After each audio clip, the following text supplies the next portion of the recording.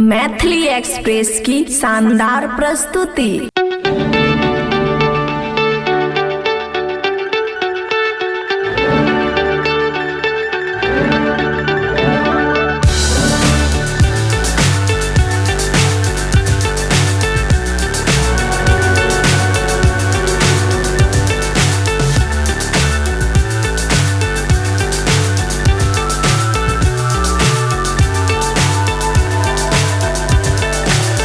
So high, I'm hypnotized.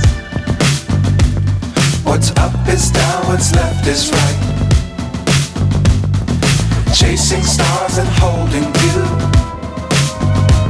I can't see the end, but we'll see it through.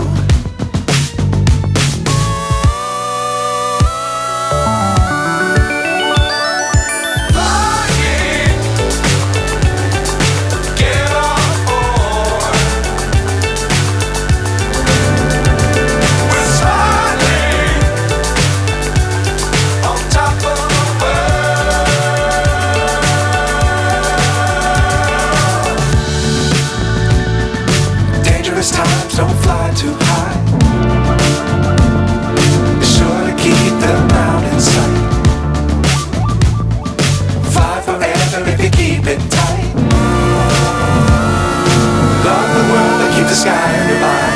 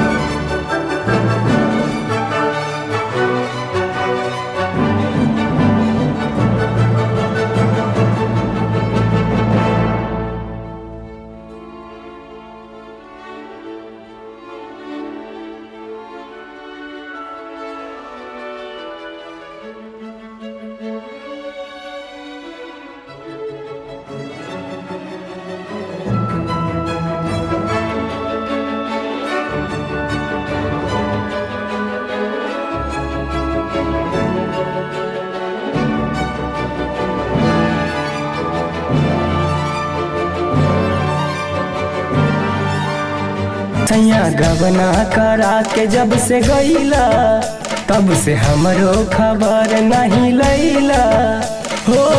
बनी बेचैन नैन रोवेला रुके नहीं लोरावा हो। बनी बेचैन नैन रोवेला रुके नहीं लोरावा हो। सीने से तकियावा सटा के हो जाला राजा भोरवा हो। सीने से तकियावा सटा के हो जाला राजा भोरवा हो। सीने से तकियावा सटा के हो जाला राजा भोरवा हो। खुशी रिकॉर्डिंग स्टूडियो बलुआहा।